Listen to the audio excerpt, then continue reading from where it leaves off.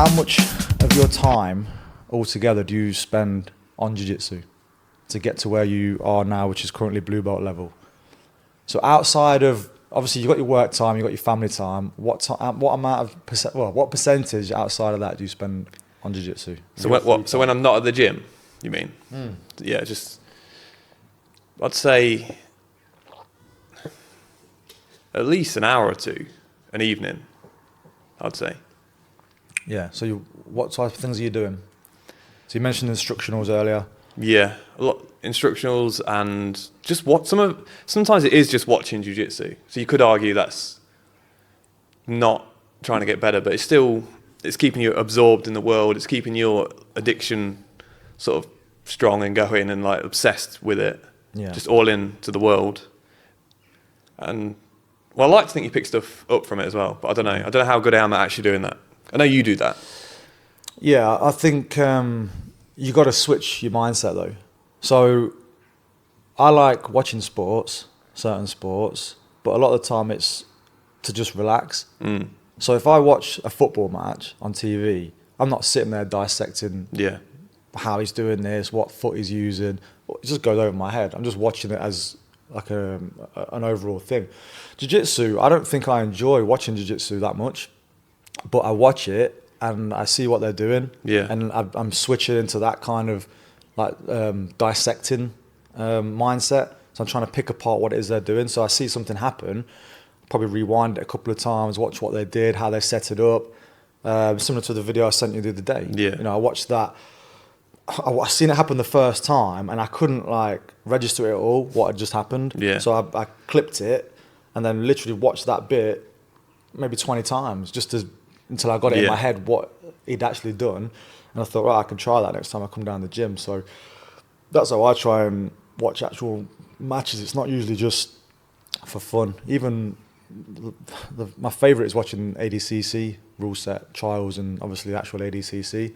But again, I don't really kick back too much. I tend to flick through matches, see who's on that I like to watch, and then try and dissect what it is that they're doing.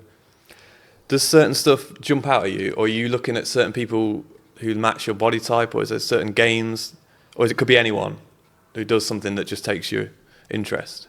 So I used to watch a lot of Gary Tonham because he was the most entertaining guy to watch, basically. So I just basically did everything that he was doing. So when he went through a phase of doing all these truck games and rolling back takes, moving into the leg locks and all that kind of stuff, I just literally followed everything that he did. But I realised over time it wasn't a very tight game, and better guys with a tighter game would be able to beat me past my guard. Do you know what I mean? Beat me in competition. Which is when I started to change the way I looked at how I was going to compete and chose a different direction. So as you know now, a lot of my game is very basic, doing the basics well, breaking down what the other person's trying to do to you before you start trying to implement your game, or at least doing that at the same time. And probably the only person I watch now is Gordon Ryan in terms of like dissecting moves. Yeah. There's obviously a couple of bits and bobs that I'll see where I go, oh, that guy's done something really cool there. So, let's kind of dissect that a little bit.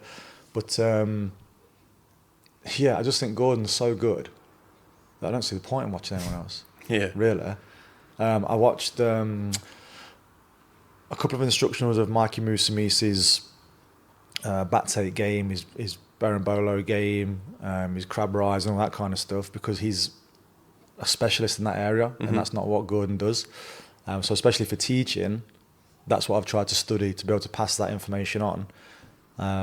But for my game and the things that I want to do, leg locks, top pressure, having good guard positions, but basic guard attack positions from half guard and close guard, I think Gordon's the best. And there's so much information, so many instructionals out there that, I mean, you could spend hours and hours and hours and all your time doing that when Gordon's the best guy at it. Yeah. So get it from there. Do you know what I mean? Yeah. I mean, who do you like to watch when you're watching instructionals? Yeah, so similar in a way, because I do like the Gordon Ryan ones are good. It's just I find personally they're quite hard to learn from because they're so long. They're not as bad as Danaher, but I find them really hard to learn from, and because he's got an answer for everything. So it's so good, it's overwhelming. Yeah, I find. I can't watch Danaher. It's way too long. Yeah. Yeah, I stopped watching it. When he had them first leg lock ones come out, I did watch them. I had to fast forward through a lot of it, but I wouldn't even bother watching any of his stuff now. I just watched the Gordon stuff, and the things with Gordon, he's very thorough in his instructionals. That's what I would say. So everything that he's taught a position from is every move you could think of there. I wouldn't say that he's going to use every move, but he's very thorough in all those positions. So there's no stone left unturned. And so for me, it's quite easy to kind of flick through, knowing that I know most of this stuff. So I look at it and I go, okay, well, I know that guard pass. I'll just have a flick through just in case there's a detail that he's doing that might make it better.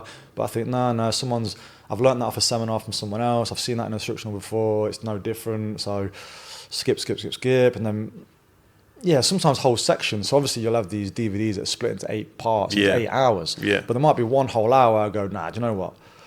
Just bin that off. Let's just go on to the next one. And I don't spend too much time like making sure that I've thoroughly watched every minute of the whole 8 hours.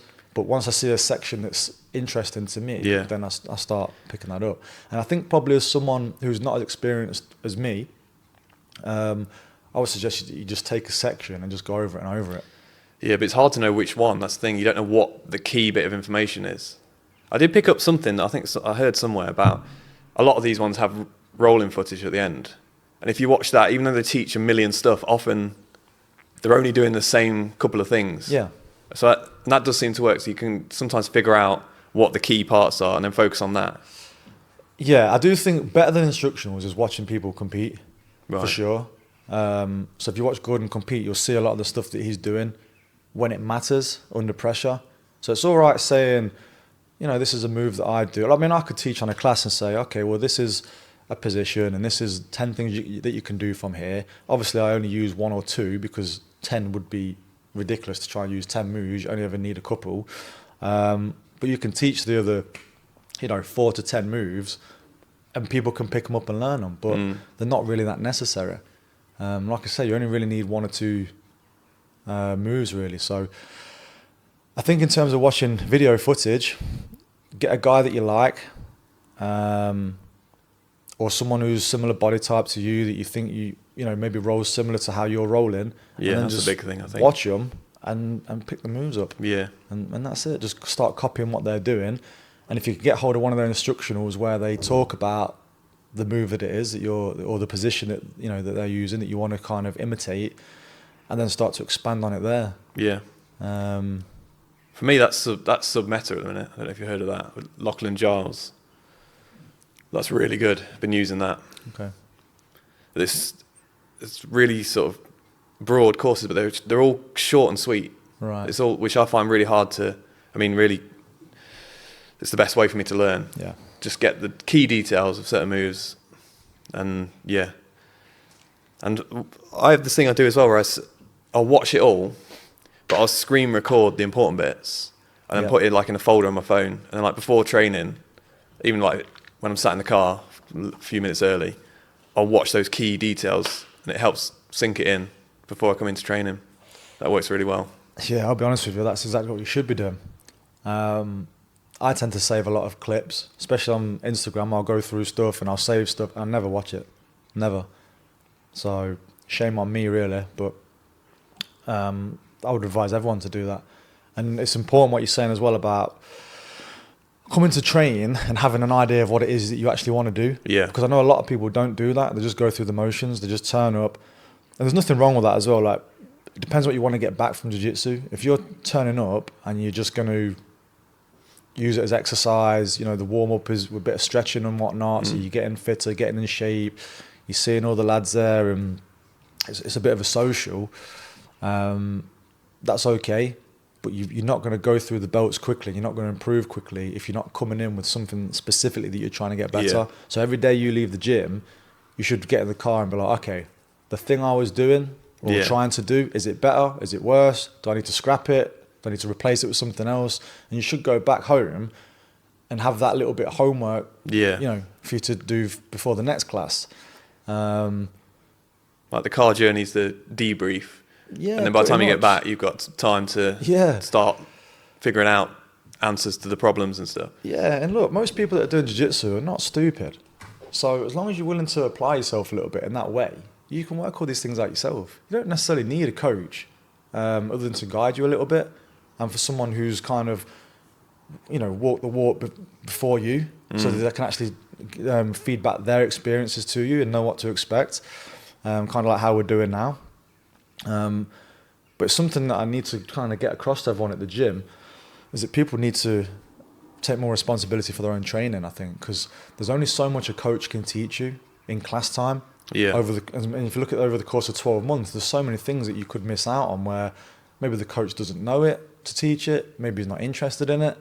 Do you know what I mean? There's all these things that might be really good for you and really interesting for you that the coach is never going to go over. Yeah. So you've got to go and do your own homework and then bring it to the gym and focus on these things. And that's what the sparring's for the most part. But again, some people use sparring as just, right, let's go to war.